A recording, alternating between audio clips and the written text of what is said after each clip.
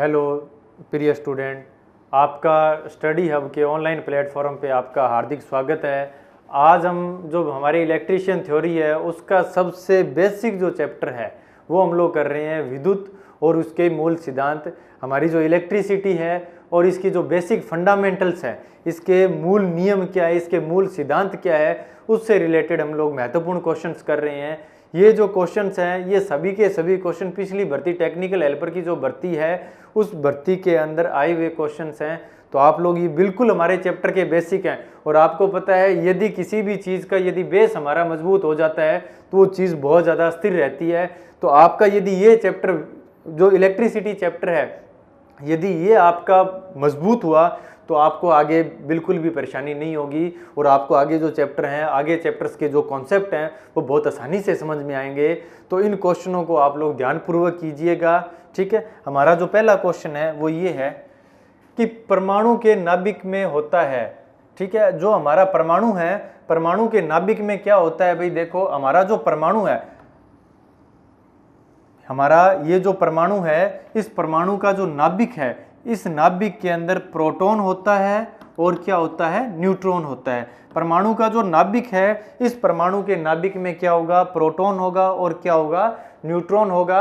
और जो हमारे इलेक्ट्रॉन है, जो हमारे इलेक्ट्रॉन है वो क्या करते हैं? वो बाह्यतम कक्षा में चक्कर लगाते हैं। देखो भाई क्या होता है, हमारा जो पदार्थ है, ध्यान से देखना, हमारा जो पदार्थ है वो पदार्थ किससे मिलकर बना होता है? पदार्थ हमारा मिलकर बना होता है अणुओं से। किससे मिलकर बना होता है? अणु से। अणु है, अणु किससे मिलकर बना होता है? अणु मिलकर बना होता है परमाणु से। और जो परमाणु है, परमाणु किससे मिलकर बना होता है? परमाणु मिलकर बना होता है इलेक्ट्रॉन, प्रोटॉन और न्यूट्रॉन से मिलकर बना होता है। हमारा जो पदार्थ है, पदार्थ किससे मिलकर बना होगा? अणु से मिलकर बना होगा। अणु है वो किससे मिलकर बना होता है? परमाणु से मिलकर बना होता है। और जो परमाणु है वो किससे मिलकर बना होता है? इलेक्ट्रॉन, प्रोटॉन और न्यूट्रॉन से। जैसे कि हमारा जो समाज है, ठीक है, समाज किससे मिलकर बनेगा? परिवार से। परिवार किससे मिलकर बनेगा? घरों से। और घर के अंदर क्या होते हैं? इंसान होते हैं। उसी हिसाब से परमाणु के अंदर भी इलेक्ट्रॉन, प्रोटॉन और न्यूट्रॉन के भी रहने का स्थान क्या होगा? फिक्स होगा। उसके बाद में यदि हम लोग बात करें, जो अणु है, अणु में पदार्थ के सभी गुण विद्यमान होंगे। पदार्थ का वह छोटा कण जिसके अंदर पदार्थ के सभी गुण विद्यमान होते हैं उसको हम लोग क्या कहते हैं? अणु कहते हैं। और दो या दो से अधिक परमाणुओं के सहयोग से किसका निर्माण होता है? अणु का निर्माण होता है। किसका निर्माण होता है भाई? अणु का निर्माण होता है। तो हम लोग देखेंगे कि जो हमारा परमाणु है, इस परमाणु के नाभिक में क्या होगा? प्रोटॉन होगा और न्यूट्रॉन होगा। लेकिन जो इलेक्ट्रॉन है, ये इलेक्ट्रॉन क्या करता है? बाह्यतम कक्षा में चक्कर लगाता है, ठीक है। तो इसमें कौन सा है कि परमाणु के नाभिक में होते हैं, तो परमाणु के नाभिक में क्या होंगे? प्रोटॉन होंगे और क्या होंगे? न्यूट्रॉन होंगे। जो हमारा परमाणु है, परमाणु के नाभिक में क्या होंगे? प्रोटॉन होंगे और क्या होंगे? न्यूट्रॉन होंगे, ठीक है ना। दूसरा, परमाणु जो हमारा इलेक्ट्रॉन है, इलेक्ट्रॉन क्या करता है? बाह्यतम कक्षा में चक्कर लगाता है। इसका मतलब जितनी भी परमाणु की रासायनिक अभिक्रिया, देखो घर में हर आदमी का काम एक फिक्स होता है ना। उसी हिसाब से परमाणु के अंदर भी, परमाणु ने भी इलेक्ट्रॉनों को बोला हुआ है, परमाणु ने भी इलेक्ट्रॉन को बोला हुआ है, भैया तू बाहर घूम तो रहा है, कक्षा में चक्कर तो लगा रहा है, अपनी मर्जी से घूम रहा है, लेकिन मेरी जितनी भी रासायनिक अभिक्रियाएं होगी उन रासायनिक अभिक्रियाओं में भाग भी तेरे को लेना ही पड़ेगा। तो परमाणु की जितनी भी रासायनिक अभिक्रियाएं होती है, परमाणु की जितनी भी रासायनिक अभिक्रियाएं होती है, उन रासायनिक अभिक्रियाओं में भाग कौन लेता है? उन रासायनिक अभिक्रियाओं में भाग हमारा इलेक्ट्रॉन लेता है। नेक्स्ट क्वेश्चन देखते हैं। नेक्स्ट क्वेश्चन क्या कहता है? ये कहता है भी इलेक्ट्रॉन में होता है, जो हमारा इलेक्ट्रॉन है, इलेक्ट्रॉन पे कौन सा आवेश होता है? तो देखो हमारा ये परमाणु आ गया, इस परमाणु के केंद्र भाग को क्या कहते हैं? नाभिक कहते हैं। जो परमाणु है, परमाणु के केंद्र भाग को क्या कहते हैं? नाभिक कहते हैं। इसको हम लोग केंद्रक भी कहते हैं। सेंटर पॉइंट है ना, कोई भी चीज है उसका सेंटर पॉइंट है, उसको हम लोग क्या कहते हैं? केंद्र कहते हैं। उसी हिसाब से परमाणु का जो सेंटर पॉइंट है इसको हम लोग क्या कहते हैं? केंद्रक भी कहते हैं। अब बात आती है जी केंद्रक में रहता कौन है? तो कौन रहता है? केंद्रक में रहता है प्रोटॉन और न्यूट्रॉन, ठीक है। और जो इलेक्ट्रॉन है, इलेक्ट्रॉन क्या रहता है? बाह्यतम कक्षा में रहता है। ये जो इलेक्ट्रॉन है ये कहाँ रहता है? इलेक्ट्रॉन बाह्यतम कक्षा में रहता है। अब ये जो इलेक्ट्रॉन है, ये इलेक्ट्रॉन बाह्यतम कक्षा में गति करता है, हम लोगों को पता है। गति करेगा तो ये कौन? रासायनिक अभिक्रियाओं में भी क्या लेगा? भाग लेगा। रासायनिक अभिक्रियाओं में भी ये क्या लेता है, भाग लेता है। अब बात आती है कि ठीक है जी, रासायनिक अभिक्रिया में तो भाग लेता है, लेकिन ये गति किस प्रकार की करता है। तो जो हमारा इलेक्ट्रॉन है, ये दो प्रकार की गति करता है। एक गति करता है कक्षीय गति, इलेक्ट्रॉन है ये दो प्रकार की गति करेगा। एक गति करेगा कक्षीय गति, मतलब अपनी कक्षा के अंदर ही ये घूमता रहेगा। दूसरी ये जो गति करता है वो गति करता है चक्रण गति। इलेक्ट्रॉन है ये दो प्रकार की गति करेगा, एक गति करेगा कक्षीय गति, दूसरी कौन सी गति करेगा, चक्रण गति करेगा। ठीक है, इसी वजह से इलेक्ट्रॉन की कक्षीय और चक्रण गति की वजह से ही हम लोग इलेक्ट्रॉन को रासायनिक अभिक्रिया के अंदर जितनी भी केमिकल रिएक्शंस होती है, जितनी भी रासायनिक अभिक्रियाएं होती है, उसके अंदर क्या लेता है, भाग लेता है। ठीक है जी, अब क्या है, ये जो मेरे इलेक्ट्रॉन है, इन इलेक्ट्रॉन का द्रव्यमान भी होता है। क्योंकि देखो प्रकृति में पदार्थ की क्या परिभाषा है, कोई भी वस्तु जो एक निश्चित द्रव्यमान रखे और निश्चित स्थान घेरे, उसको हम लोग क्या कहते हैं, पदार्थ कहते हैं। तो ये जो इलेक्ट्रॉन परमाणु है ये भी क्या है, पदार्थ का ही तो एक भाग है। तो इसके अंदर जो प्रोटॉन होगा, न्यूट्रॉन होगा और इलेक्ट्रॉन होगा, इनका एक फिक्स आकार भी होगा, इनका एक फिक्स द्रव्यमान भी होगा। तो द्रव्यमान की बात हम नेक्स्ट क्वेश्चन में बात करते हैं कि जो इलेक्ट्रॉन, प्रोटॉन और न्यूट्रॉन है ये एक फिक्स आवेश रखते हैं। तो जो इलेक्ट्रॉन है, इलेक्ट्रॉन पर जो आवेश होता है उसकी प्रकृति क्या होती है, नेगेटिव होती है। इलेक्ट्रॉन है, इलेक्ट्रॉन पे जो आवेश होगा उसकी प्रकृति क्या होगी, नेगेटिव। जो हमें आवेश के बारे में किसने बताया था, बेंजामिन फ्रैंकलिन ने बताया था। आवेश के बारे में ध्यान से देखना, जो आवेश है, आवेश के बारे में किसने बताया था, बेंजामिन फ्रैंकलिन ने बताया था। भाई आवेश है, आवेश हमारा दो प्रकार का होता है, ये किसने बताया था, बेंजामिन फ्रैंकलिन ने बताया था। लेकिन एक बात ध्यान देना कि इलेक्ट्रॉन पर कितना आवेश होता है, इलेक्ट्रॉन पर कितना आवेश होता है, ये किसने बताया था, ये बताया था मिलिकन ने। किसने बताया था, मिलिकन ने बताया था। और मिलिकन ने तेल बूंद एक्सपेरिमेंट किया था, तेल बूंद प्रयोग किया था, उसके अंदर मिलिकन ने बताया था भाई इलेक्ट्रॉन है, इलेक्ट्रॉन पे जो आवेश होता है उसकी प्रकृति ऋणात्मक होती है और उसका जो मान होता है वो कितना होता है, -1.6 गुणा 10 की पावर -19 कूलाम। 1.6 गुणा 10 की पावर -19 कूलाम। ठीक है, और ये जो कूलाम है, ये जो कूलाम है ये क्या है, ये आवेश की इकाई है। ये जो कूलाम है, ये कूलाम क्या है, आवेश की इकाई है। तो देखो फिर बात आती है जी आवेश क्या है। देखो बेटा, मैं आपको डिटेल से इसलिए पढ़ा रहा हूँ क्योंकि हमारा मकसद ये है कि क्वेश्चन के माध्यम से पूरा का पूरा चैप्टर करना। ठीक है ना, हमें एक एक चीज, आप लोग ध्यान देना, एक भी टर्म आएगी उस एक एक टर्म को मैं आपको एक्सप्लेन करूंगा।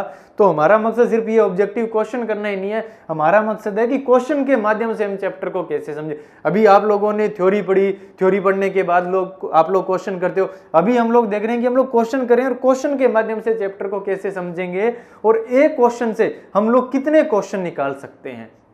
तो देखो आवेश क्या होता है, तो आवेश इलेक्ट्रॉन और प्रोटॉन के मध्य लगने वाला विद्युत चुंबकीय बल है। इलेक्ट्रॉन जो आवेश होता है वो क्या होता है, आवेश होता है इलेक्ट्रॉन व प्रोटॉन के मध्य, इलेक्ट्रॉन व प्रोटॉन के मध्य लगने वाला विद्युत चुंबकीय बल है, विद्युत चुंबकीय बल है, विद्युत चुंबकीय बल है। इलेक्ट्रॉन व प्रोटॉन के मध्य लगने वाला विद्युत चुंबकीय बल है। तो बात आती है कि जी इलेक्ट्रॉन है, इलेक्ट्रॉन पे आवेश कितना होता है, 1.6 गुणा 10 की पावर -19 कूलाम। तो फिर प्रोटॉन पे कितना होगा, प्रोटॉन पे भी जो आवेश है, आवेश की मात्रा बिल्कुल इलेक्ट्रॉन के आवेश की मात्रा के बराबर होगी, उस पे भी आवेश होगा 1.6 गुणा 10 की पावर -19 कूलाम। ठीक है, उस पे भी आवेश कितना होगा, 1.6 गुणा 10 की पावर -19 कूलाम। लेकिन जो प्रकृति होगी वो बिल्कुल अपोजिट होगी। प्रोटॉन पे जो आवेश होगा उसकी प्रकृति क्या होगी, धनात्मक होगी। प्रोटॉन पर जो आवेश होगा उसकी प्रकृति क्या होगी, धनात्मक होगी। और जो न्यूट्रॉन है, न्यूट्रॉन पे कितना आवेश होता है, शून्य आवेश होता है। न्यूट्रॉन है, न्यूट्रॉन पे कितना आवेश होता है, न्यूट्रॉन पे शून्य आवेश होता है। जो हमारा न्यूट्रॉन है वो क्या होता है, उदासीन होता है। न्यूट्रॉन है वो क्या होता है, उदासीन होता है। तो हम लोग यहाँ देख सकते हैं कि इलेक्ट्रॉन में होता है तो इलेक्ट्रॉन में क्या होता है, इकाई ऋण आवेश होता है। जो हमारा इलेक्ट्रॉन है, इलेक्ट्रॉन में क्या होगा, इलेक्ट्रॉन में इकाई ऋण आवेश होगा। जो मेरा प्रोटॉन होगा, प्रोटॉन पे आवेश कैसा होगा, धनात्मक होगा, लेकिन उसका जो प्रकृति है वो पॉजिटिव होगी, और इलेक्ट्रॉन की प्रकृति के जस्ट क्या होगी, विपरीत होगी, और उसका जो मान है वो होगा 1.6 गुणा 10⁻⁻19 कूलाम। ये जो कूलाम है ये किसकी इकाई है, आवेश की इकाई है। न्यूट्रॉन है, न्यूट्रॉन हमेशा ही हमारा क्या रहता है, उदासीन रहता है। न्यूट्रॉन हमेशा ही क्या रहता है, उदासीन रहता है। तो जो इकाई धनावेश है, इकाई धनावेश किस पे होगा, प्रोटॉन पे होगा। इकाई धनावेश किस पे होगा, प्रोटॉन पे होगा। ठीक है। नेक्स्ट क्वेश्चन जो हमारा है वो ये है कि नाभिक का अस्थायी कण है। जी हमारा जो नाभिक है उसका अस्थायी कण कौन सा है। तो देखो आप लोग, ये आपका परमाणु है, इस परमाणु का ये क्या है, नाभिक है। इस नाभिक में क्या होगा, प्रोटॉन होगा और क्या होगा, न्यूट्रॉन होगा। ये जो नाभिक है इसमें क्या होगा, प्रोटॉन होगा और न्यूट्रॉन होगा। और जो हमारा इलेक्ट्रॉन है, ये क्या करता है, बाह्यतम कक्षा में चक्कर लगाता है। ये इलेक्ट्रॉन क्या करता है, बाह्यतम कक्षा में गति करता है। तो नाभिक का अस्थायी कण कौन सा है, नाभिक का जो अस्थायी कण है वो कौन सा है, इलेक्ट्रॉन है। नाभिक का अस्थायी कण कौन सा है, इलेक्ट्रॉन है। देखो बच्चों ध्यान से देखना, यहां यदि ये पूछ लेता कि जी हमारा जो नाभिक है, इस नाभिक का स्थायी कण कौन सा है, तो नाभिक का स्थायी कण फिर कौन सा होता, प्रोटॉन होता और न्यूट्रॉन होता। लेकिन ये जो बात कर रहा है ये किसकी कर रहा है, अस्थायी कण की कर रहा है। किसकी कर रहा है, अस्थायी कण की कर रहा है। तो नाभिक का अस्थायी कण कौन सा है, इलेक्ट्रॉन है। ठीक है ना। नेक्स्ट क्वेश्चन हम लोग करते हैं। नेक्स्ट क्वेश्चन ये आता है कि जी जर्मेनियम है, तो जर्मेनियम क्या है। देखो हमारी जो धातुएं होती है या हमारे जो पदार्थ होते हैं वो कितने प्रकार के होते हैं, वो 3 प्रकार के होते हैं। कितने होते हैं, 3 प्रकार के होते हैं। कौन कौन से होते हैं, चालक, कुचालक और अर्धचालक। हमारे जो पदार्थ हैं वो 3 प्रकार के हैं। कौन कौन से हैं, चालक हैं, कुचालक हैं और अर्धचालक है। कितने प्रकार के होते हैं, 3 प्रकार के होते हैं। चालक होते हैं, कुचालक होते हैं, अर्धचालक होते हैं। अब बात आती है जी चालक क्या है। तो वे पदार्थ है जिसमें मुक्त इलेक्ट्रॉनों की संख्या बहुत अधिक हो। बिल्कुल बेसिक सी परिभाषा बता रहा हूं। वे पदार्थ जिसमें मुक्त इलेक्ट्रॉनों की संख्या क्या हो, बहुत अधिक हो, उनको हम लोग क्या कहते हैं, चालक कहते हैं। मुक्त इलेक्ट्रॉन, इसके अंदर जो मुक्त इलेक्ट्रॉन है, मुक्त इलेक्ट्रॉन की संख्या क्या होती है, बहुत अधिक होती है। तो हमारी सभी की सभी जो धातुएं हैं वो किसकी श्रेणी में आती है, वो चालक की श्रेणी में आती है। दूसरा आता है कुचालक। वे पदार्थ जिसमें मुक्त इलेक्ट्रॉनों की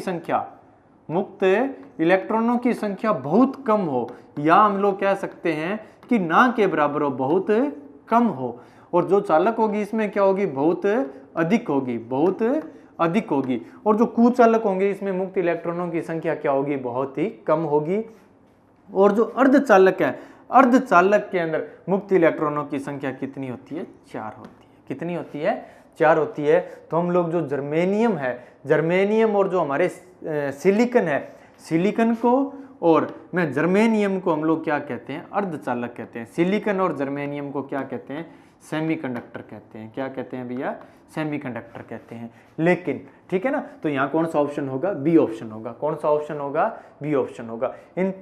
तो देखो तो क्या होगा, चालक है, चालक में क्या होंगे, मुक्त इलेक्ट्रॉनों की संख्या बहुत अधिक होगी।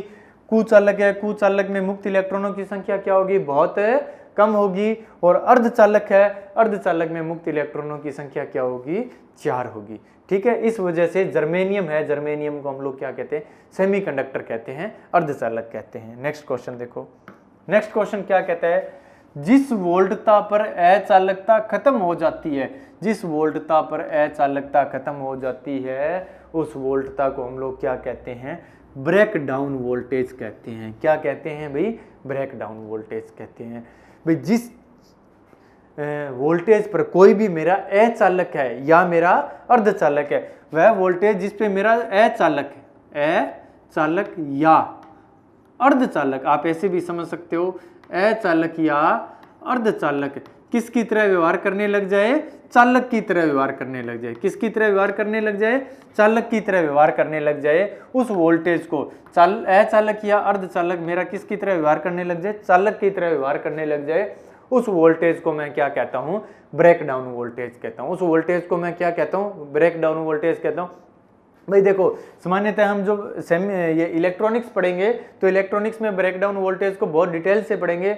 तो हम लोग क्या होते हैं भाई, वोल्टेज बढ़ाते जाते हैं। कोई भी मेरा अचालक पदार्थ होगा या अर्धचालक पदार्थ है, उस अर्धचालक पदार्थ की मैं वोल्टेज बढ़ाता जाऊंगा। अब एक ऐसी स्थिति आ जाएगी जिसके ऊपर जो मेरा अर्धचालक है वो किसकी तरह व्यवहार करने लग जाएगा? चालक की तरह व्यवहार करने लग जाए। तो ऐसी वोल्टेज को हम लोग क्या कहते हैं? ब्रेक डाउन वोल्टेज कहते हैं। और क्रांतिक वोल्टेज कौन सी होती है? जिसपे मैक्सिमम फ्लक्स निकले। क्रांतिक जो हमारी क्रांतिक वोल्टेज है, इस पे क्या होता है? मैक्सिमम में फ्लक्स निकलता है। तो आगे नेक्स्ट क्वेश्चन हम लोग देखते हैं। नेक्स्ट क्वेश्चन हमारा क्या कहता है कि किसी पदार्थ का कटाक्ष क्षेत्रफल आधा। कोई भी मेरा पदार्थ है, उस पदार्थ का मैं कटाक्ष क्षेत्रफल, उसका जो अनुप्रस्थ काट, ये जैसे पदार्थ है, इस अनुप्रस्थ काट क्षेत्रफल को क्या कर देता हूं? आधा कर देता हूं। और उसकी लंबाई को मैं क्या कर देता हूं? दुगनी कर देता हूं। तो प्रतिरोध पे क्या प्रभाव पड़ेगा? सबसे पहले तो बात आती है जी, प्रतिरोध क्या है? प्रतिरोध पदार्थ का वह आंतरिक गुण है। प्रतिरोध पदार्थ का वह आंतरिक गुण है जो धारा प्रवाह में बाधा उत्पन्न करे। जो धारा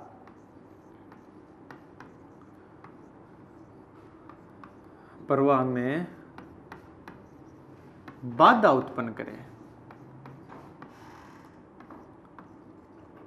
पदार्थ का वह आंतरिक गुण जो धारा प्रवाह में बाधा उत्पन्न करे, उसको हम लोग क्या कहते हैं? प्रतिरोध कहते हैं।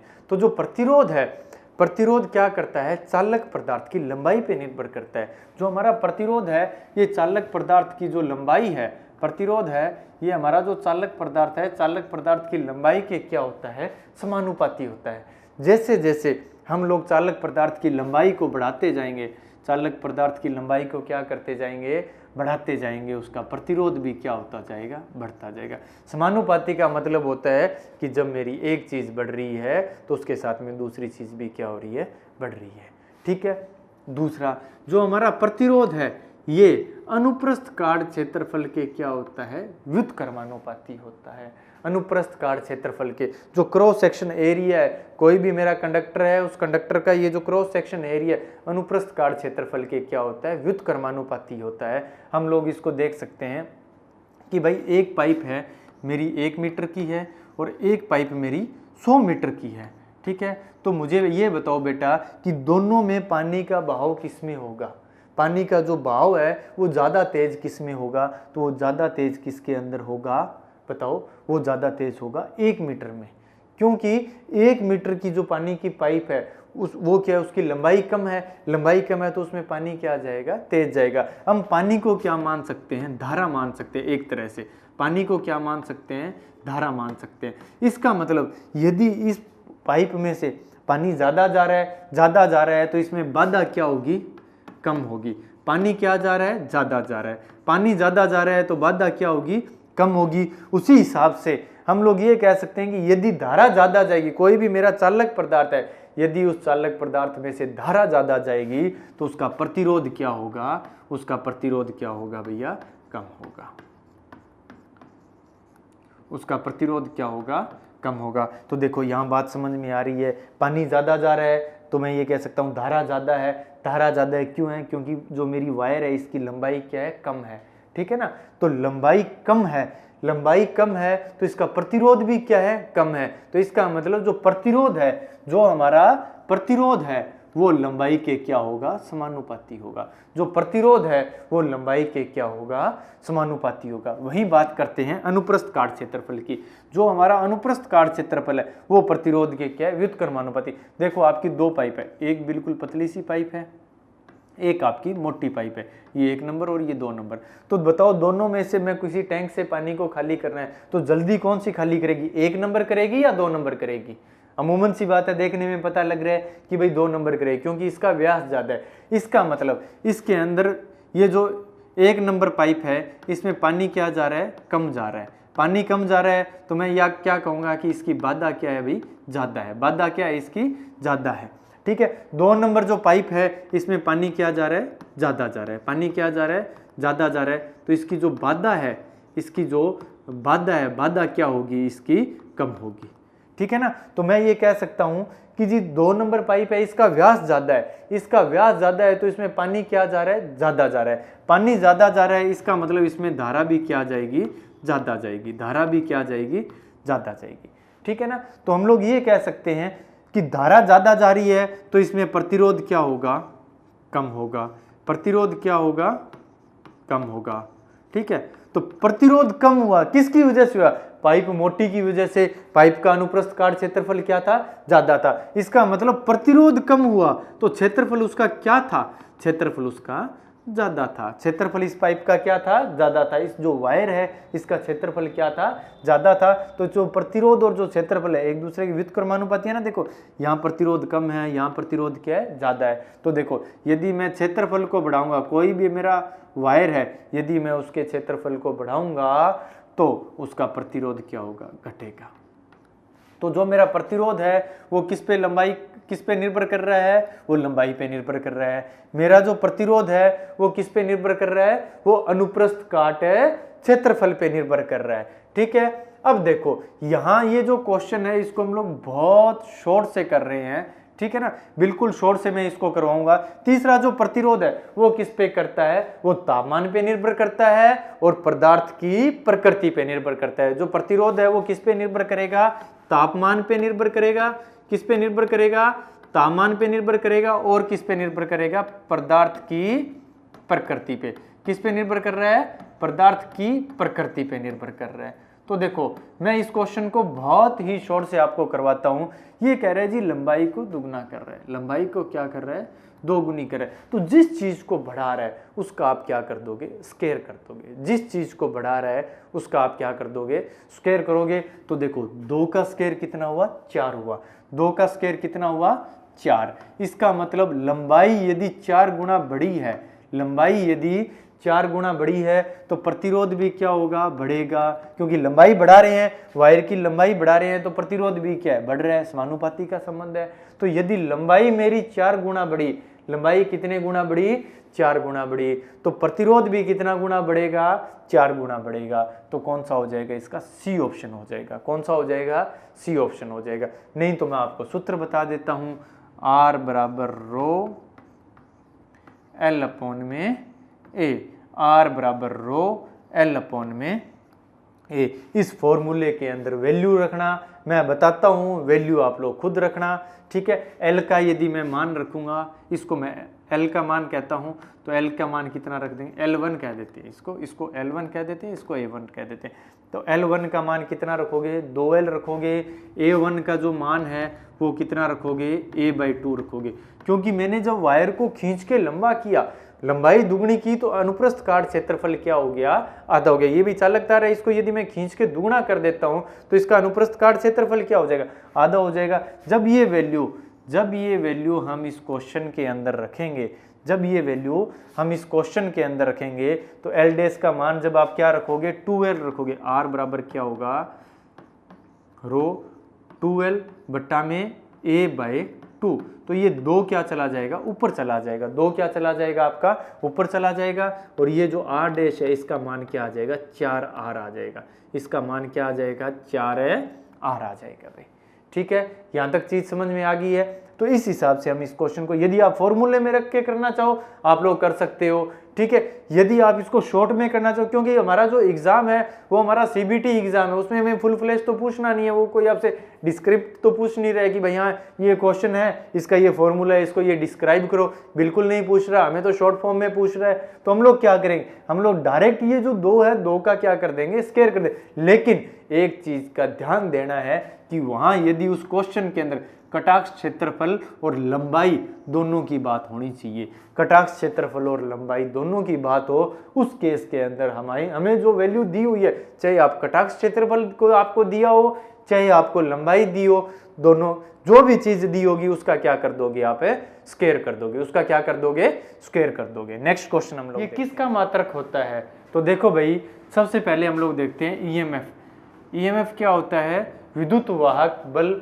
Electromotive force. विद्युत वाहक बल है, विद्युत वाहक बल का मात्रक क्या होता है, आप लोग बताओ भाई। विद्युत वाहक बल है, विद्युत वाहक बल का मात्रक क्या होता है, ठीक है। दूसरा प्रतिरोध है, प्रतिरोध, दूसरा है प्रतिरोध। तो देखो जो ये प्रतिरोध है, प्रतिरोध का मात्रक क्या होता है, प्रतिरोध का मात्रक होता है ओम, ठीक है। तीसरा है चालकता, चालकता का जो मात्रक होता है वो क्या होता है, साइमन होता है। चालकता का मात्रक का क्या होता है, साइमन होता है, ठीक है। या हम लोग क्या कहते हैं, चालकता का मात्रक क्या होता है, मोह होता है। चालकता का मात्रक क्या होता है, मोह होता है। चौथा आता है इलेक्ट्रॉन प्रवाह का। तो देखो आवेश प्रवाह की दर, कोई भी मेरा चालक पदार्थ है, इस चालक पदार्थ में आवेश प्रवाह की दर,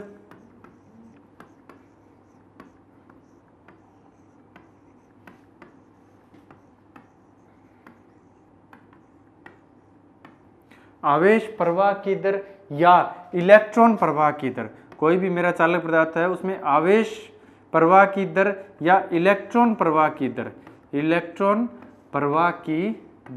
तो इलेक्ट्रॉन प्रवाह की जो दर होती है ना, उसको हम लोग क्या कहते हैं, धारा कहते हैं। आवेश प्रवाह की दर को भी हम लोग क्या कहते हैं, धारा कहते हैं। और आवेश और इलेक्ट्रॉन प्रवाह की दर को भी हम लोग क्या कहते हैं, धारा कहते हैं। तो इसका क्या ऑप्शन होगा, इसका होगा डी ऑप्शन होगा। कौन सा ऑप्शन होगा, डी ऑप्शन होगा। अभी आपके पास में 2 सेकंड का समय है, मुझे बताओ ईएमएफ का मात्रक क्या होता है, ठीक है। आपको प्रतिरोध का मात्रक क्या होता है ये सारों को पता होगा, ठीक है। चालकता का मात्रक क्या होता है, साइमन होता है या क्या होता है, मोह होता है। इलेक्ट्रॉन प्रवाह का मात्रक तो ईएमएफ है। ईएमएफ को हम लोग हिंदी में क्या कहते हैं, विद्युत वाहक बल कहते हैं। क्या कहते हैं, विद्युत वाहक बल। और विद्युत वाहक बल है, विद्युत वाहक बल का जो मात्रक होता है वो क्या होता है, वो होता है वोल्ट होता है। विद्युत वाहक बल का मात्रक क्या होता है, वोल्ट होता है, ठीक है ना। नेक्स्ट क्वेश्चन हम लोग देखते हैं। नेक्स्ट क्वेश्चन हमारे लिए क्या है, नेक्स्ट क्वेश्चन है कि विद्युत विभव मापने वाली यंत्र है, विद्युत विभव।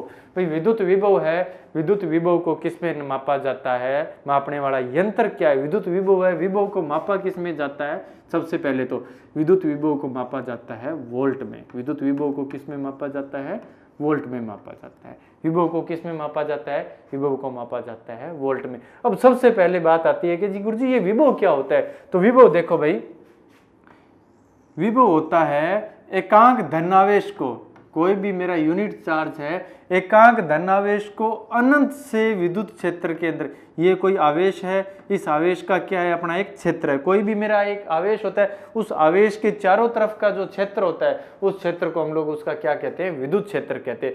कोई भी एक राजा होता है, उस राजा के चारों तरफ का अपना एक क्षेत्र होता है। उसी हिसाब से कोई एक आवेश है, उस आवेश के चारों ओर क्या होगा, अपना एक क्षेत्र होगा। उस क्षेत्र में यदि हम अन्य आवेश लेके आएंगे तो आवेश या तो आकर्षण बल का अनुभव करेगा, या तो आकर्षण बल का अनुभव करेगा, या कौन से का करेगा, प्रतिकर्षण बल का अनुभव करेगा। कौन से बल का अनुभव करेगा, प्रतिकर्षण बल का अनुभव करेगा। तो किसी आवेश के चारों ओर का वह क्षेत्र जिसमें अन्य आवेश लाने पर या तो वह आकर्षण बल का अनुभव करता है, या कौन से का करता है, प्रतिकर्षण बल का अनुभव करता है, उसको हम लोग क्या कहते हैं, विद्युत क्षेत्र कहते हैं। लेकिन विद्युत विभव क्या होता है, एकांक धनावेश को अनंत से विद्युत क्षेत्र के अंदर लाने में किया गया कार्य। कहां से लेके आ रहे हैं, अनंत से। अनंत से विद्युत क्षेत्र के अंदर लाने में किया गया कार्य क्या कहलाता है, विभव कहलाता है। किया गया कार्य किसके समानुपाती होगा, विभव के समानुपाती होगा।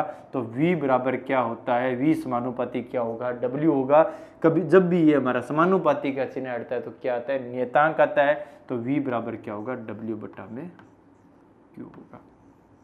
अब देखो ये भी मेरा धनात्मक आवेश है, ये भी मेरा धनात्मक आवेश है।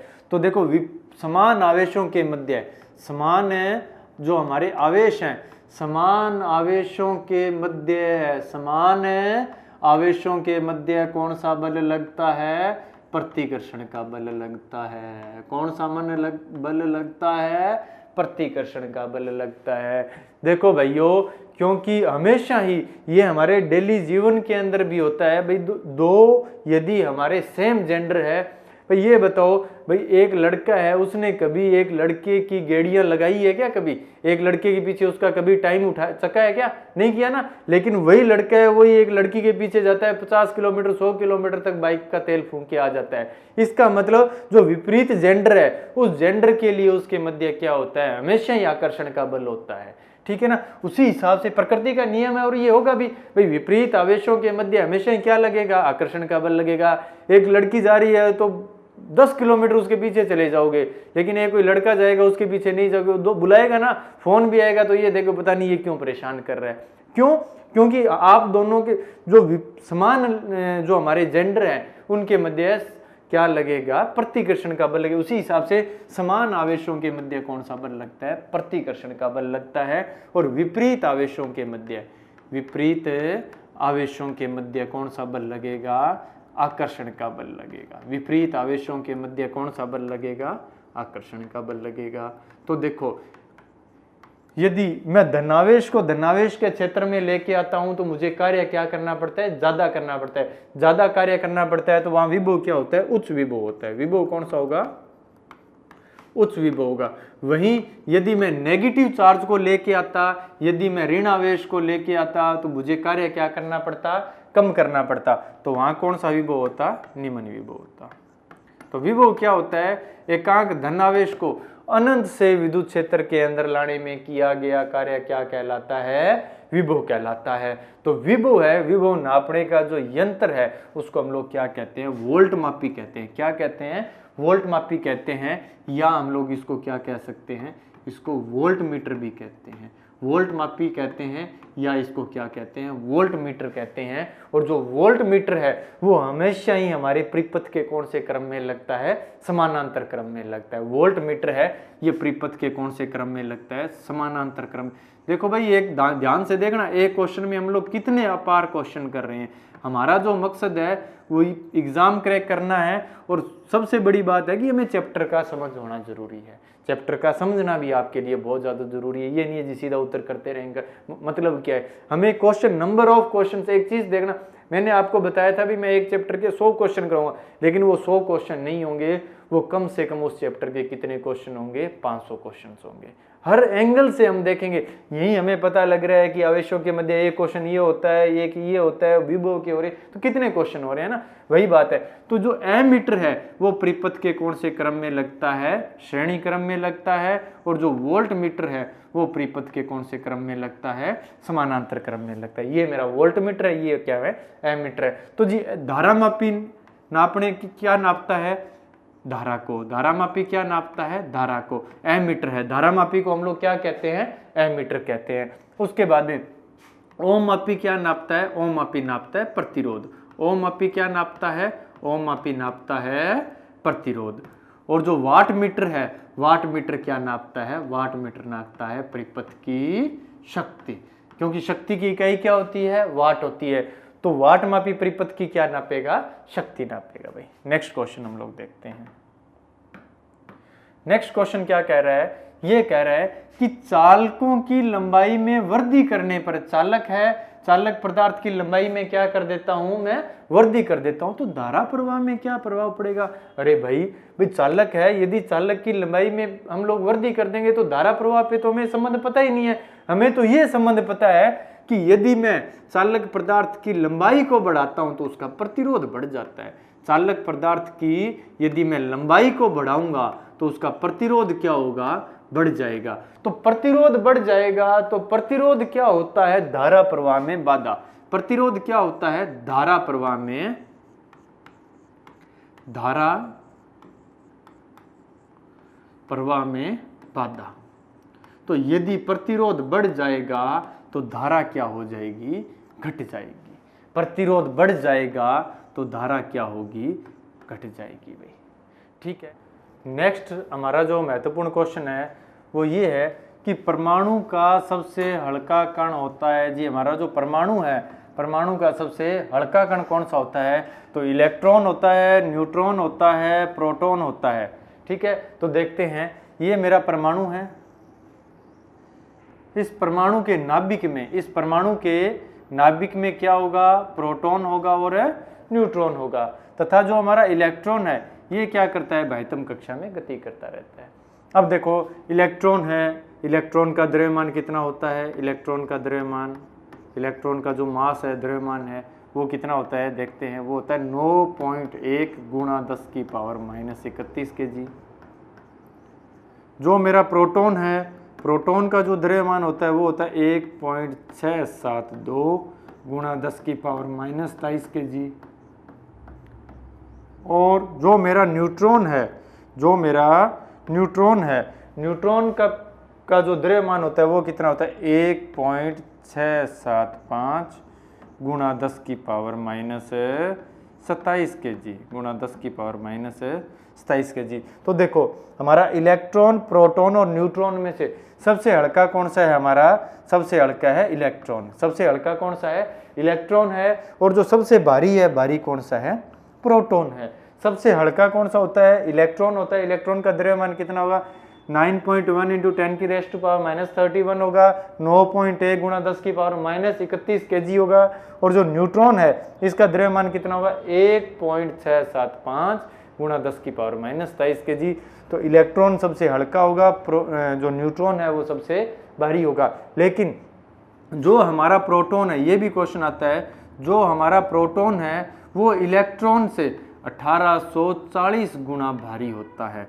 जो प्रोटॉन का द्रव्यमान है वो इलेक्ट्रॉन के द्रव्यमान से कितना गुना अधिक होगा, 1840 गुना अधिक होगा। ये क्वेश्चन भी बहुत बार एग्जाम में आता है। तो इस क्वेश्चन के हिसाब से परमाणु का सबसे हल्का कण कौन सा है, परमाणु का सबसे हल्का कण इलेक्ट्रॉन है। और प्रोटॉन और जो न्यूट्रॉन है, प्रोटॉन और जो हमारे न्यूट्रॉन है, इन दोनों का जो द्रव्यमान है वो क्या रहता है, बराबर रहता है भाई। ठीक है, नेक्स्ट क्वेश्चन हम लोग चलते हैं। नेक्स्ट क्वेश्चन क्या कह रहा है, नेक्स्ट क्वेश्चन कह रहा है कि एक अच्छे चालक का प्रतिरोध होना चाहिए। तो देखो हमारे जो पदार्थ हैं वो कितने प्रकार के होते हैं, पदार्थ हमारे 3 प्रकार के होते हैं। जो चालक है, एक होता है मेरा चालक, दूसरा होता है अर्धचालक, तीसरा होता है मेरा कुचालक। पदार्थ मेरे 3 प्रकार के होते हैं, एक होता है मेरा चालक, दूसरा होता है अर्धचालक और तीसरा होता है कुचालक। तो बात करते हैं चालक की। चालक में क्या होता है, मुक्त इलेक्ट्रॉनों की संख्या अधिकतम होती है। मुक्त इलेक्ट्रॉनों की संख्या बहुत अधिक होती है, या हम ये भी कह सकते हैं मुक्त इलेक्ट्रॉनों की संख्या बहुत अधिक होगी। बहुत अधिक होगी तो इसमें धारा प्रवाह भी क्या होगा, आसानी से होगा। चालक है, चालक में मुक्त इलेक्ट्रॉनों की संख्या बहुत अधिक होगी तो धारा प्रवाह भी क्या होगा, आसानी से होगा। और प्रतिरोध क्या होता है, प्रतिरोध होता है धारा प्रवाह में बाधा। प्रतिरोध क्या होता है, धारा प्रवाह में बाधा। पदार्थ का वह आंतरिक गुण जो धारा प्रवाह में बाधा उत्पन्न करे, पदार्थ का वह आंतरिक गुण, पदार्थ का वह आंतरिक गुण जो धारा प्रवाह में बाधा उत्पन्न करे, उसको हम लोग क्या कहते हैं, उसको हम लोग कहते हैं प्रतिरोध। तो देखो चालक में मुक्त इलेक्ट्रॉनों की संख्या अधिक होगी तो इसमें धारा का मान क्या होगा, अधिक होगा। धारा का मान अधिक होगा तो इसका प्रतिरोध क्या होगा, न्यून होगा।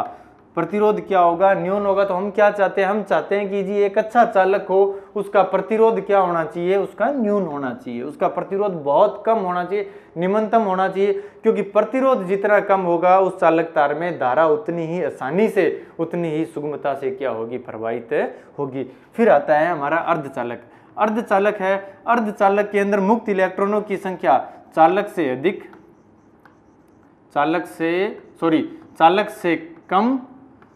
से कम और कुचालक से अधिक।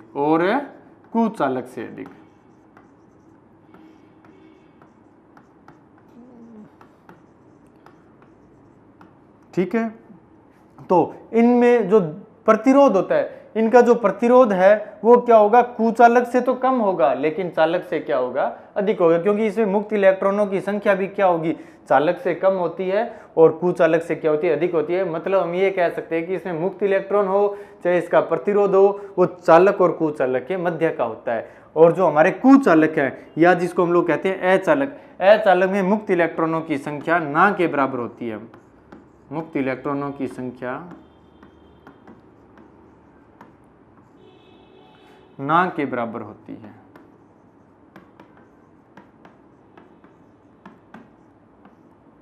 ना के बराबर मुक्त इलेक्ट्रॉनों की जो संख्या है वो क्या होगी, ना के बराबर होगी। ठीक है ना। नेक्स्ट क्वेश्चन हम लोग देखते हैं। तो नेक्स्ट क्वेश्चन है, तापमान बढ़ने पर शुद्ध धातुओं का प्रतिरोध क्या होता है। तो देखो, यदि हम लोग तापमान बढ़ाएंगे तो जो चालक पदार्थ है या मेरी धातु है या मेरी चालक है या मैं कह सकता हूं धातु है, यदि मैं इनका तापमान बढ़ाता हूं तो इनका प्रतिरोध क्या होता है, बढ़ता है। प्रतिरोध क्या होता है, बढ़ता है। शुद्ध धातु है, यदि मैं इनका तापमान बढ़ाता हूं तो इनका प्रतिरोध भी क्या होता है, बढ़ता है। ठीक है। लेकिन यदि मैं बात करता हूं अर्धचालक की, यदि मैं बात करूं अर्धचालक की, तो अर्धचालक का यदि मैं तापमान बढ़ाऊंगा तो इनका प्रतिरोध क्या होगा, घटेगा। प्रतिरोध क्या होगा, घटेगा। लेकिन चालक में क्या होता है, यदि हम लोग तापमान बढ़ाते जाते हैं तो एक ऐसी स्थिति आती है कि जो हमारा जो चालक है वो क्या बन जाता है, वो कुचालक बन जाता है। चालक है वो क्या बन जाएगा, कुचालक बन जाए। तीसरी हम लोग जो बात करते हैं वो बात करते हैं कुचालक की। कुचालक, यदि मैं कुचालक का तापमान बढ़ाता हूं तो उसका प्रतिरोध क्या होगा, इसका भी प्रतिरोध घटेगा।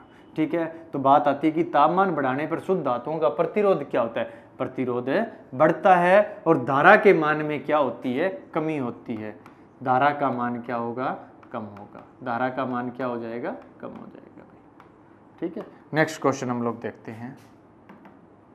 नेक्स्ट क्वेश्चन क्या कह रहा है, बहुत ही अच्छा क्वेश्चन है कि सुचालक वे धातुएं होती है, सुचालक है वे धातुएं होती है। तो सुचालक क्या होते हैं, चालक होता है, एक अच्छा चालक होता है। तो एक अच्छे चालक की क्या विशेषता है, अच्छे चालक की सबसे पहली विशेषता ये है कि एक जो मेरा अच्छा चालक है उसमें मुक्त इलेक्ट्रॉनों की संख्या अधिक से अधिक हो, जिससे उसमें धारा प्रवाह क्या हो, बहुत अच्छा हो, और उसका प्रतिरोध क्या हो, निम्न हो। तो देखो, सुचालक वे धातु होती है, कौन सी धातु होती है, जिसमें मुक्त इलेक्ट्रॉनों की क्या हो, बहुलता हो। मुक्त इलेक्ट्रॉनों की क्या हो, बहुलता हो। उसका क्या प्रभाव पड़ेगा कि इसमें धारा का मान क्या रहेगा, उच्च रहेगा। मुक्त इलेक्ट्रॉनों की संख्या बहुत अधिक होगी तो धारा प्रवाह क्या होता है, मुक्त इलेक्ट्रॉनों की संख्या को हम लोग क्या कहते हैं, धारा कहते हैं। तो उस चालक तार में धारा बहुत अधिक प्रवाहित होगी, बहुत आसानी से प्रवाहित होगी। ठीक है। और इसका प्रतिरोध क्या होगा, इसका सुचालक का प्रतिरोध क्या होगा, निम्न होगा। प्रतिरोध क्या होगा, निम्न होगा। तो ये संबंध भी आप लोग याद रखना। ठीक है। नेक्स्ट क्वेश्चन है, नेक्स्ट क्वेश्चन क्या कह रहा है कि जी एक सुपर कंडक्टर है, एक सुपर कंडक्टर है, एक उच्च चालक है। सुपर कंडक्टर को हम लोग हिंदी में कहते हैं उच्च चालक है। ठीक है। या हम लोग ये कह सकते हैं उसको अति चालक भी कह सकते हैं, अति चालक। तो एक मेरा जो अति चालक है, एक अति चालक की क्या विशेषता होनी चाहिए, अति चालक की ये विशेषता होनी चाहिए कि उसकी चालकता बहुत अधिक हो। एक अति चालक की ये विशेषता होती है कि उसकी चालकता है, उसमें जो धारा है वो बहुत आसानी से प्रवाहित होती है। तो अति चालक की क्या विशेषता है, उच्च चालकता हो। अति चालक की क्या विशेषता हो, उच्च चालकता हो। प्रतिरोध उच्च हो नहीं हो, क्योंकि प्रतिरोध उच्च होगा तो धारा ही प्रवाहित नहीं होगी। तो ऐसा हम लोग नहीं चाहते। अनंत प्रतिरोध हो तो भी धारा प्रवाहित नहीं होगी। विशिष्ट प्रतिरोध होगा तो उसका प्रतिरोध भी उच्च होगा, है ना। तो ये भी हम लोग नहीं चाहते। तो क्या चाहते हैं भाई, उसकी चालकता क्या हो, उच्च हो। ठीक है। नेक्स्ट क्वेश्चन देखो। नेक्स्ट क्वेश्चन क्या कह रहा है, परमाणु मूल रूप से विद्युतीय क्या होता है। जो हमारा परमाणु है वो मूल रूप से क्या होगा, वो मूल रूप से विद्युतीय उदासीन होगा। जो मेरा परमाणु है, ये मेरा परमाणु है, इस परमाणु का ये नाभिक है। नाभिक में क्या है, प्रोटॉन है और न्यूट्रॉन है। बाह्यतम कक्षा में क्या चक्कर लगाते हैं, इलेक्ट्रॉन चक्कर लगाते हैं। अब बात आती है जी, जो मेरा परमाणु होता है, इस परमाणु के अंदर इलेक्ट्रॉन की संख्या, इस परमाणु में इलेक्ट्रॉन की संख्या और प्रोटॉन की संख्या आपस में क्या होगी, बराबर होगी। इलेक्ट्रॉन की संख्या, कोई भी मेरा परमाणु है, याद रखना उस परमाणु में इलेक्ट्रॉन की संख्या और प्रोटॉन की संख्या आपस में क्या होती है, बराबर होती है। और दूसरी बात, जो मेरा इलेक्ट्रॉन और प्रोटॉन है, इन पे आवेश की मात्रा भी क्या होगी, समान होगी। आवेश की मात्रा भी क्या होगी, बराबर होगी। लेकिन दोनों की प्रकृति क्या होती है, विपरीत होती है। प्रोटॉन होगा, इस पे जो आवेश होगा वो क्या होगा, वो धनात्मक होगा। कितना होगा, 1.6 × 10⁻⁻19 कूलम।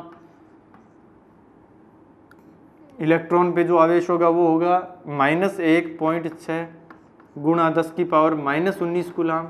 तो देखो एक की प्रकृति क्या है, धनात्मक है, एक की प्रकृति धनात्मक है, एक की प्रकृति ऋणात्मक है, लेकिन मान दोनों का क्या है, बराबर है। तो कोई भी वस्तु में जितने प्लस हैं उतने ही उसमें क्या है, माइनस है। तो परमाणु होगा, परमाणु में भी क्या होगा, जितना धन आवेश होगा उतना ही उसमें क्या होगा, ऋण आवेश होगा। तो सामान्यता या मूलतः मेरा जो परमाणु होगा वो क्या होगा, उदासीन होते हैं। वो क्या होते हैं, उदासीन होते हैं। एक नंबर बात। दूसरी जो बात है वो है कि कोई भी मेरा परमाणु होगा उसमें इलेक्ट्रॉन की संख्या या प्रोटॉन की संख्या, कोई भी मेरा परमाणु है उस परमाणु के अंदर इलेक्ट्रॉन की संख्या या उसमें प्रोटॉन की संख्या क्या कहलाती है, उस परमाणु का परमाणु क्रमांक कहलाती है। तो क्या होगा, ये बात भी आप ध्यान रखना। परमाणु क्रमांक क्या होता है, क्वेश्चन आता है ये, परमाणु क्रमांक क्या होता है। परमाणु में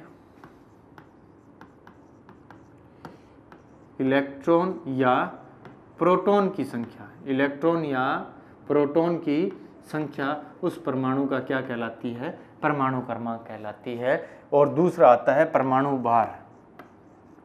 परमाणु भार, तो परमाणु भार क्या होता है, एक परमाणु में प्रोटॉन की संख्या तथा न्यूट्रॉन की संख्या का जो योग है, एक परमाणु है, एक परमाणु में प्रोटॉन की संख्या तथा न्यूट्रॉन की संख्या का जो योग होगा उसको मैं क्या कहूँगा, उसको मैं परमाणु भार कहूँगा। तो देखोगे परमाणु में क्या होगी, परमाणु में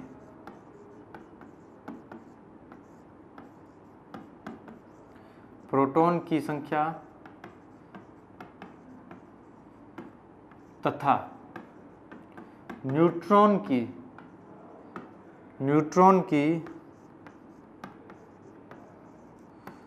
संख्या का योग, प्रोटॉन की संख्या तथा न्यूट्रॉन की संख्या का योग क्या कहलाता है, परमाणु भार कहलाता है। का योग क्या कहलाएगा, परमाणु भार कहलाता है। ये बात भी बेटा आप लोग ध्यान रखना, अच्छे से नोट कर लेना। अपना जो मकसद है वो एक क्वेश्चन में ही विभिन्न प्रकार के उससे रिलेटेड जितने भी क्वेश्चंस होते हैं वो हम लोग करेंगे, ठीक है। नेक्स्ट क्वेश्चन हम लोग देखते हैं। नेक्स्ट क्वेश्चन है हमारा, नेक्स्ट क्वेश्चन क्या कह रहा है, नेक्स्ट क्वेश्चन कह रहा है कि किसी परमाणु में संख्या बराबर होती है। तो कोई भी मेरा एक परमाणु होगा, उस परमाणु में किसकी संख्या बराबर होगी। तो देखो भाइयों, ये क्या है, मेरा एक परमाणु है, ये परमाणु का क्या है, नाभिक है। परमाणु का क्या है, नाभिक है। इसको हम लोग क्या कहते हैं, नाभिक को केंद्रक भी कहते हैं। याद रख लेना, नाभिक को क्या कहते हैं, केंद्रक कहते हैं। केंद्रक में क्या होता है, प्रोटॉन होता है और न्यूट्रॉन होता है। हमारा जो इलेक्ट्रॉन है वो कहाँ होगा, बाह्यतम कक्षा में। इलेक्ट्रॉन कहाँ होगा, बाह्यतम कक्षा में होगा और अपनी मस्ती से अपनी कक्षा के अंदर घूमेगा। जिस हिसाब से आप लोग गांव में मस्ती से घूमते हो ना, अपनी बाइक पे, शहर में अपनी मस्ती से घूमते हो, उसी हिसाब से इलेक्ट्रॉन भी क्या है, मस्ती मौजीज किस्म का आदमी है। तो ये क्या रहता है, घूमता रहता है। अब क्या होगा, कोई भी मेरा एक परमाणु है, कोई भी मेरा एक परमाणु है, उस परमाणु में इलेक्ट्रॉन की संख्या, याद रखना, इलेक्ट्रॉन की संख्या, नंबर ऑफ इलेक्ट्रॉन और प्रोटॉन की संख्या आपस में क्या होगी, बराबर होगी। इलेक्ट्रॉन की संख्या और प्रोटॉन की संख्या क्या होगी, आपस में बराबर होगी भाई, ठीक है ना। इलेक्ट्रॉन की संख्या और प्रोटॉन की संख्या हमेशा ही आपस में क्या होती है, बराबर होती है। इसीलिए हमारा जो परमाणु है, हमारा जो परमाणु है वो क्या रहता है, उदासीन रहता है। वो क्या रहता है, उदासीन रहता है। मतलब कि एक घर में यदि कुछ एक बाहर गली में घूमने वाले लड़के हैं तो उतना ही घर में पढ़ने वाले बच्चे भी हैं, ठीक है ना। तो इस वजह से वो घर क्या रह रहा है, स्टेबल रह रहा है। लेकिन यदि सारे ही बार गलियों में लटर मस्ती करने लग जाएं तो वो घर क्या होगा, खराब हो जाएगा ना। तो उसी हिसाब से कोई भी मेरा परमाणु है उसमें इलेक्ट्रॉन की संख्या और प्रोटॉन की संख्या आपस में क्या होती है, बराबर होती है। क्योंकि इसीलिए हमारा जो परमाणु है वो क्या रहता है, उदासीन रहता है। और कोई भी मेरा परमाणु है उसमें इलेक्ट्रॉन की संख्या या प्रोटॉन की संख्या को क्या कहते हैं, परमाणु क्रमांक कहते हैं। क्या कहते हैं, परमाणु क्रमांक। लेकिन हमें बिल्कुल भी बाहर नहीं घूमना है, क्योंकि बाहर क्या लगा हुआ है, लॉकडाउन लगा हुआ है, पुलिस वाले घूम रहे हैं। तो बिल्कुल सोच समझ के घूमना, ठीक है। नेक्स्ट क्वेश्चन है कि एल्यूमिनियम में इलेक्ट्रॉनों की संख्या होती है। एल्यूमिनियम में इलेक्ट्रॉनों की संख्या कितनी होती है, 13 होती है। एल्यूमिनियम में इलेक्ट्रॉनों की संख्या कितनी होती है, 13 होती है। क्योंकि एल्यूमिनियम का क्योंकि एल्यूमिनियम का जो परमाणु क्रमांक है, एल्यूमिनियम का जो परमाणु क्रमांक है वो कितना है, 13 है। तो इसका मतलब मुझे ये बताओ कि एल्यूमिनियम में प्रोटॉन की संख्या कितनी होगी। एल्यूमिनियम में यदि इलेक्ट्रॉन की संख्या 13 है, इलेक्ट्रॉन की संख्या कितनी है, 13 है, तो प्रोटॉन की संख्या बताओ भाई कितनी होगी। तो देखो मैं बता देता हूं, जो प्रोटॉन है, प्रोटॉन की संख्या भी कितनी होगी, 13 होगी, क्योंकि मेरा कोई भी परमाणु है उस परमाणु में इलेक्ट्रॉन की संख्या और प्रोटॉन की संख्या आपस में बराबर होगी। इलेक्ट्रॉन पे आवेश और प्रोटॉन पर आवेश, दोनों पर आवेश की मात्रा भी आपस में क्या होगी, बराबर होगी। ठीक है जी, बहुत अच्छी बात है। तो गुरुजी फिर ये 29 किसकी संख्या होती है, 29 इलेक्ट्रॉन किस में होते हैं, तो 29 इलेक्ट्रॉन होते हैं बेटा कॉपर में। किस में होते हैं, कॉपर में होते हैं। तो क्या जी फिर 32 और बता दो, तो 32 किस में होंगे, 32 होंगे जर्मेनियम में। किस में होंगे, जर्मेनियम में। तो क्या जी 32 जर्मेनियम में होते हैं, तो फिर 14 किस में होते हैं, 14 होते हैं सिलिकॉन में। 14 किस में होते हैं, सिलिकॉन में। ठीक है ना। तो ये हमारे 4 क्वेश्चन हो गए। एल्यूमिनियम है, एल्यूमिनियम में इलेक्ट्रॉनों की संख्या कितनी होती है, 13। कितनी होती है, 13। इसका मतलब जो हमारा एल्यूमिनियम है उसका परमाणु क्रमांक भी कितना होगा, 13 होगा। उसका परमाणु क्रमांक भी कितना होगा, 13 होगा। परमाणु क्रमांक 13 होगा, इसका मतलब उसमें प्रोटॉन की संख्या भी कितनी होगी, वो भी 13 होगी। और तो फिर ठीक है जी। तो अभी आपसे मैं एक क्वेश्चन कर रहा हूं, तो प्रोटॉन की संख्या 13 होगी, तो मुझे आप लोग कमेंट में बताओगे न्यूट्रॉन की संख्या कितनी होगी। मैंने आपको बताया इलेक्ट्रॉन की संख्या 13 है एल्यूमिनियम में, प्रोटॉन की संख्या 13 है, न्यूट्रॉन की संख्या आप लोग मुझे एल्यूमिनियम में बताओगे। कॉपर में परमाणु क्रमांक 29 होता है, कॉपर में इलेक्ट्रॉनों की संख्या कितनी होती है, 29 होती है। जर्मेनियम में इलेक्ट्रॉनों की संख्या कितनी होती है, 32 होती है। और सिलिकॉन में कितनी होती है, 14 होती है। अब हम लोग करते हैं नेक्स्ट क्वेश्चन।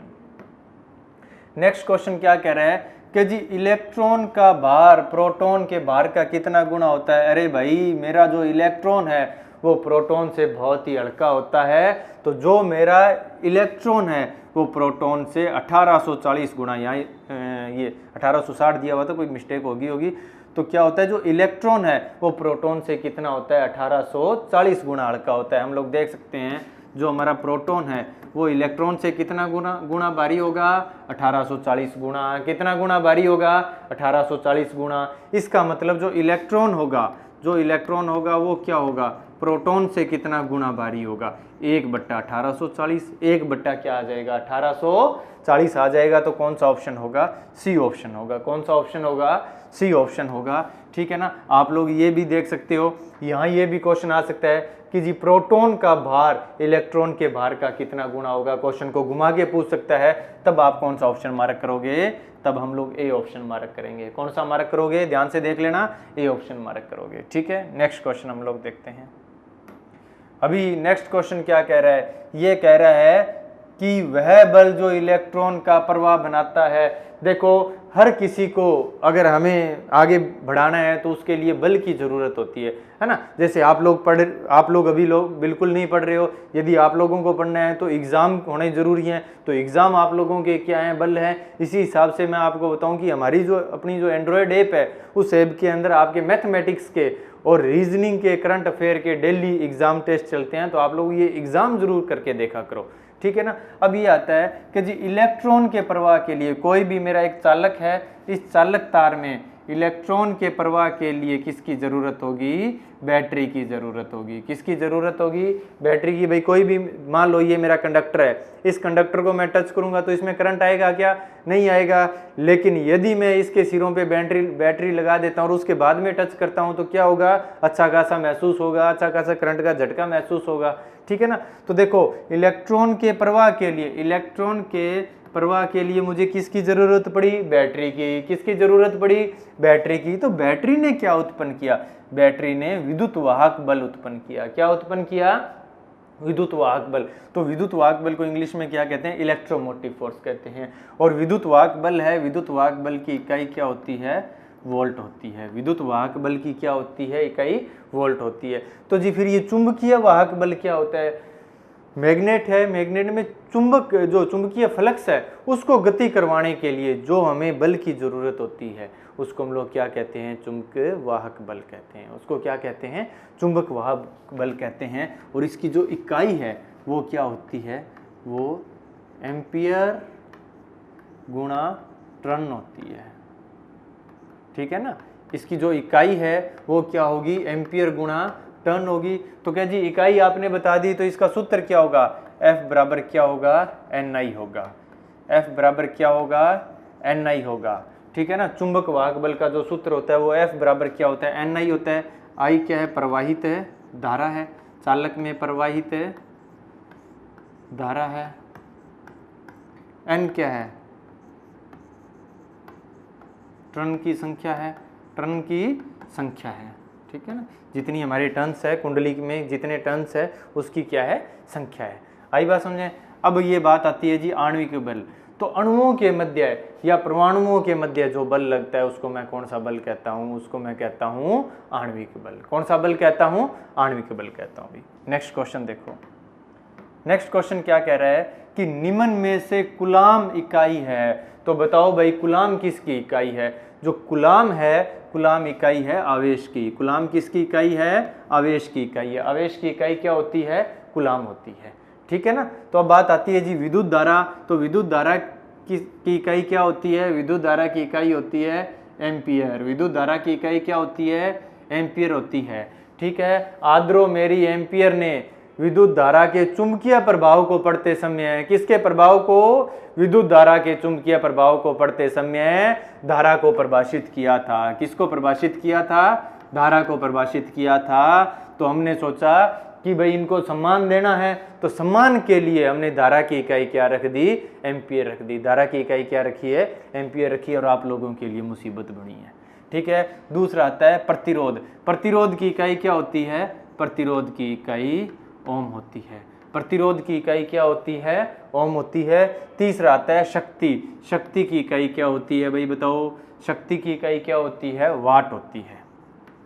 शक्ति की इकाई क्या होती है, वाट होती है, याद रख लेना। लेकिन जो विभव है, यहाँ आप लोग थोड़ा सा कंफ्यूज हो गए। विभव की इकाई क्या होती है, वोल्ट होती है। शक्ति की इकाई वाट होगी, विभव की इकाई वोल्ट होगी, ठीक है ना। नेक्स्ट क्वेश्चन, नेक्स्ट क्वेश्चन कह रहा है कि 1 एम्पियर में प्रवाहित इलेक्ट्रॉन होते हैं। 1 एम्पियर में कितने इलेक्ट्रॉन प्रवाहित होते हैं। तो देखोगे I बराबर Q बटा में T। ये कह रहा है कि Q का मान भी कितना है, 1 है, और T का मान भी कितना है, 1 है, ठीक है ना। Q का मान कितना है, 1 कूलाम है, T का मान कितना है, 1 सेकंड है। तो 1 एम्पियर में कितनी इलेक्ट्रॉन प्रवाहित होते हैं। तो आप लोग यदि निकालना चाहो तो इसका ये सूत्र होता है, Q बराबर क्या होगा, NE होगा। Q बराबर क्या होगा, NE होगा। तो देखो Q का मान कितना दे रखा है, 1 दे रखा है। N का मान हम लोगों को निकालना है। E क्या है, 1 इलेक्ट्रॉन पे आवेश। E क्या है, 1 इलेक्ट्रॉन पे आवेश। तो 1 इलेक्ट्रॉन पे आवेश कितना होता है, 1.6 गुणा 10 की पावर -19, ठीक है। इसको सॉल्व करेंगे, N का मान आएगा, क्योंकि N को क्या रखना है हमें, सिंगल। जिसकी शादी करनी है उसको क्या होना पड़ेगा, सिंगल होना पड़ेगा। अपने सारे क्रम उसको क्या करने पड़ेंगे, छोड़ने पड़ेंगे। तो N का मान, N बराबर क्या होगा, 1/1.6 गुणा 10 की पावर -19। जब हम लोग इसको सॉल्व करेंगे तो N का मान कितना आएगा, जब आप इसको सॉल्व करोगे, गुणा इसका भाग करना, 1 को 1.6 से जब आप डिवाइड करोगे तो इसका मान आएगा 6.25 गुणा 10 की पावर 18 इलेक्ट्रॉन। कितना आएगा, 6.25 गुणा 10 की पावर 18 इलेक्ट्रॉन आएगा भाई, याद रख लेना, ठीक है ना। तो देखो यहाँ से आपसे ये भी कह सकता था कि 1 कूलाम, एक क्वेश्चन और भी बनता है, ये कहता है कि 1 कूलाम आवेश में, 1 कूलाम आवेश में प्रवाहित इलेक्ट्रॉनों की संख्या बताओ। तो 1 कूलाम आवेश में प्रवाहित इलेक्ट्रॉनों की संख्या भी कितनी होगी, 6.25 गुणा 10 की पावर है 18 इलेक्ट्रॉन। 6.25 गुणा 10 की पावर 18 इलेक्ट्रॉन होगा। अब देखो यहाँ से Q का मान 1 है ना, तो Q का मान 1 है, या हम लोग ये कर सकते हैं Q का, अगर कोई इंटेलिजेंट बच्चा है वो तो सीधा ही कर लेगा कि भाई अगर I का मान 1 है तो इसके इसका मतलब Q का मान भी कितना है, 1 है। नहीं तो क्या करोगे, Q की यहाँ वैल्यू रखोगे, फॉर्मूला यही लगेगा, Q की वैल्यू रखोगे। Q बराबर क्या था, जैसे Ni था, ठीक है ना, सॉरी Q बराबर क्या था, Ni था। Q का मान रख दो, Q का मान यहाँ से क्या निकलेगा, I गुणा में T। यदि किसी के पेट में दर्द हो रहा है तो Q का क्या रख देगा, मान रख देगा। Q बराबर क्या आएगा, IT, क्योंकि तिरछा गुणा करना है, क्योंकि क्या करना है हमें, यहाँ तिरछा गुणा करेंगे तो Q का मान आएगा I गुणा में T। क्या आएगा, I गुणा में T आएगा, वैल्यू पुट करेगा N गुणा E।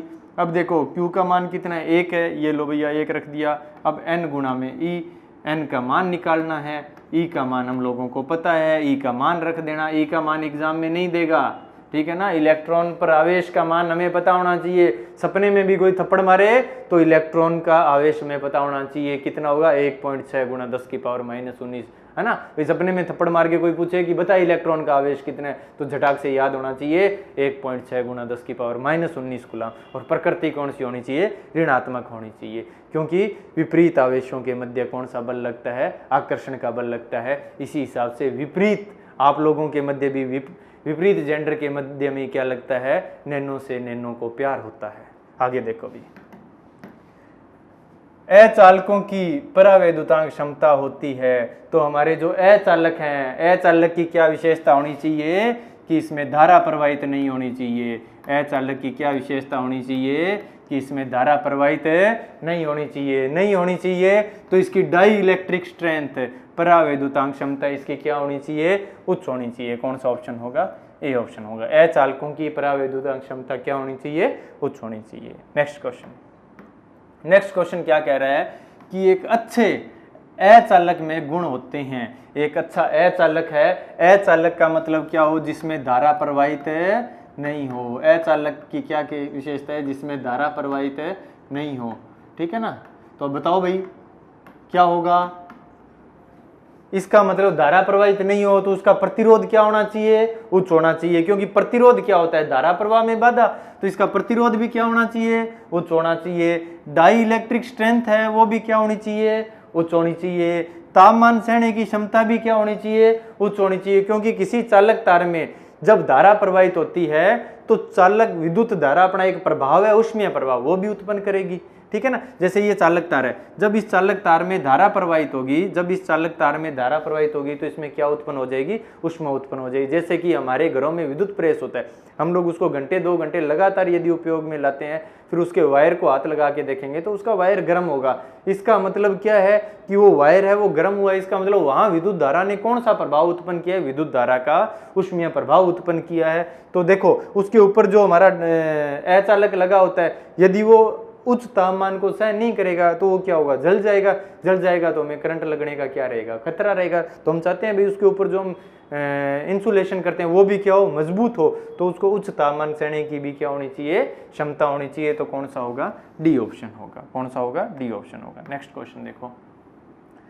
अंतिम ऑर्बिट में विद्यमान इलेक्ट्रॉन होते हैं। जो परमाणु है, परमाणु के बाह्यतम कक्षा में हम लोग कह सकते हैं, या अंतिम ऑर्बिट में जो इलेक्ट्रॉन होंगे उनको कौन सा इलेक्ट्रॉन कहते हैं, संयोजी इलेक्ट्रॉन कहते हैं। और ये जो संयोजी इलेक्ट्रॉन है यही रासायनिक अभिक्रिया में भाग लेते हैं। ये जो संयोजी इलेक्ट्रॉन है, इन संयोजी इलेक्ट्रॉन को थोड़ी सी हमने यदि ऊर्जा दे दी, आपने छोटी सी पिद्दी भर सी यदि इनको ऊर्जा दे दी, तो ऊर्जा देने के बाद में ये क्या होंगे, ये अपने ऑर्बिट से चले जाएंगे। जैसे कि एक गली में खूब घूमने वाला लड़का है, उसको यदि थोड़ा सा ही आप कह देते हो कि आजा मूवी देखने चलना है, तो वो 1 मिनट भी नहीं सोचेगा, वो क्या चला जाएगा, आपके साथ में मूवी देखने चला जाएगा। उसी हिसाब से ये बाह्यतम कक्षा में इलेक्ट्रॉन के, जो बाह्यतम कक्षा में इलेक्ट्रॉन है ना, सॉरी परमाणु के जो बाह्यतम कक्षा में इलेक्ट्रॉन है, इनको यदि हम थोड़ी सी भी ऊर्जा देंगे तो ये क्या होगा, चला जाएगा। लेकिन देखो प्रोटॉन है, अब किसी का मन करेगा गुरुजी मेरे को तो प्रोटॉन को फिल्म दिखानी है, तो प्रोटॉन तो भैया अपने माँ और बाप के कालजे के पास में बैठा है, उसको आप नहीं ले जा सकते, क्योंकि प्रोटॉन और न्यूट्रॉन कहाँ रहता है, नाभिक में रहता है। इसके बाद में जो इलेक्ट्रॉन है उसको चलो थोड़ा बहुत कोई ठंडा मीठा करके आप ले जा सकते हो, लेकिन जो बाह्यतम कक्षा में घूम रहा है उसको तो थोड़ी सी ऊर्जा देने की जरूरत है। थोड़ी सी ऊर्जा देने के बाद में वो अपने कक्षा से बाहर निकल जाता है, आप लोग उसके साथ में बंध बना सकते हो। तो जो इलेक्ट्रॉन बाहर निकल जाए उसको हम लोग क्या कहेंगे, अपने ऑर्बिट को छोड़ के उसको हम लोग क्या कहेंगे, मुक्त इलेक्ट्रॉन कहेंगे। या हम लोग इसको यदि हमारी इलेक्ट्रिकल की भाषा में कहें कि जो इलेक्ट्रॉन संयोजी बैंड से चालक बैंड में चला जाता है उसको हम लोग क्या कहते हैं, मुक्त इलेक्ट्रॉन कहते हैं। कौन से इलेक्ट्रॉन जाते हैं, मुक्त इलेक्ट्रॉन।